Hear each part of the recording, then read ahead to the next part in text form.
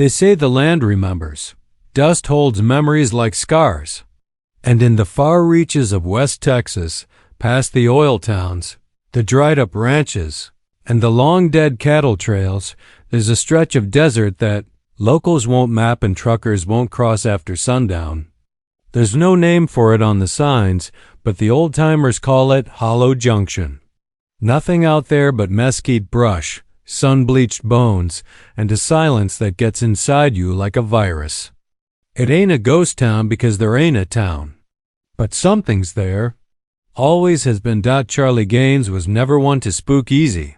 Former Army mechanic, ran logistics in Baghdad, came back home with a limp and a craving for quiet work. He took a gig hauling oil equipment between Midland and Pecos. Long hours, straight roads, nobody breathing down his neck. He liked it that way. No kids, no wife, just a red Kenworth he named Ruby and a battered thermos of black coffee that tasted like burnt rubber but kept him upright. It was a Tuesday when he first heard about Hollow Junction. Some new kid at the truck stop was talking too loud, laughing nervously while cleaning bugs off his windshield. Said he made a wrong turn. Near an old cattle gate out on Route 349, ended up driving 3 hours in a loop through the desert. No signal, no GPS, just dirt, heat, and a low humming sound that didn't come from the truck.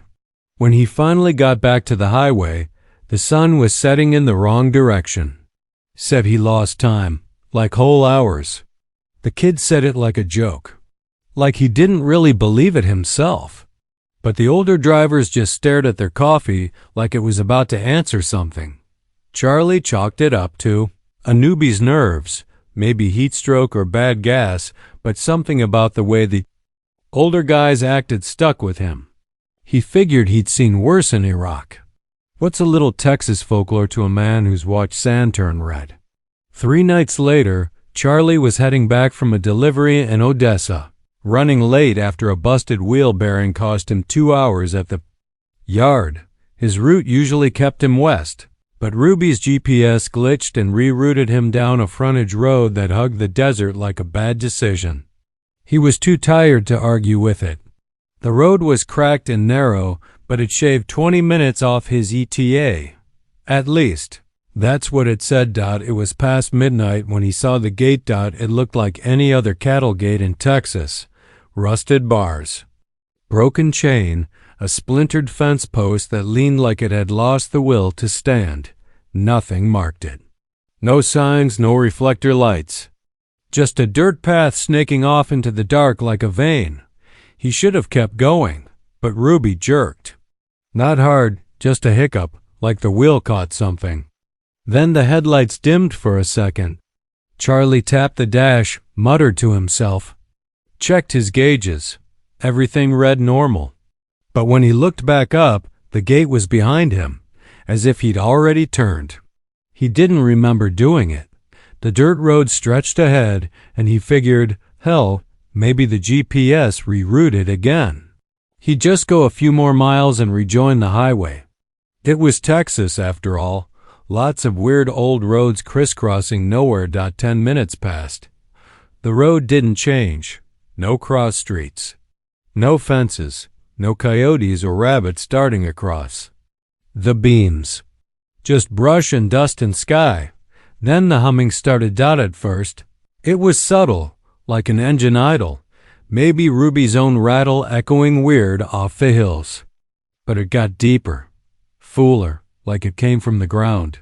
Charlie turned off the radio, leaned forward. The hum wasn't mechanical. It was low, like throat singing, a bass vibration that filled his jaw and made his fillings ache. Then he saw them. Lights, not headlights, not lamps. They floated bluish white, hovering 10 feet off the ground in a staggered line across the path ahead. They didn't move, didn't flicker, just hung there like lanterns suspended in fog he couldn't see. Charlie stopped the truck, killed the engine. He told himself maybe it was gas flares, or a drilling site, maybe teenagers playing with drones. But he knew better. because the humming stopped the moment the engine died. And the lights came closer, not fast. Just one, then two, then all of them, drifting toward Ruby like curious insects.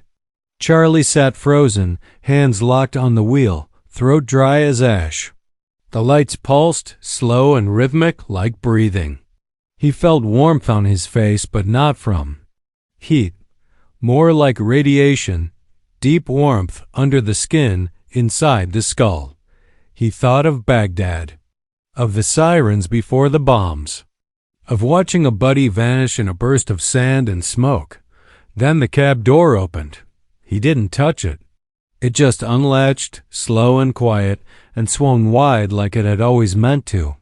Cool air blew in. The lights hovered inches from the ground. Now circling the truck, one slipped inside.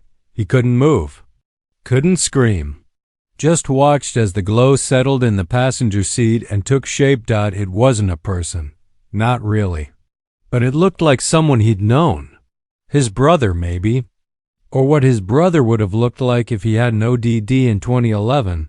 Same eyes, same broken nose.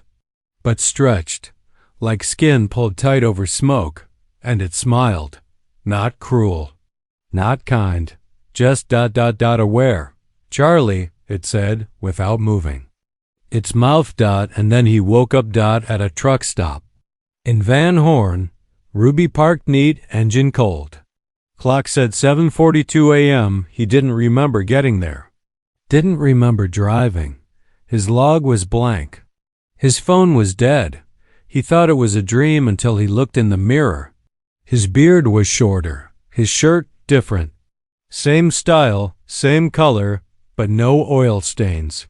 Brand new, and his hands were shaking. He didn't say anything for weeks. Just kept driving, kept his head down. Until one night he passed the same cattle gate, or what he thought was the same.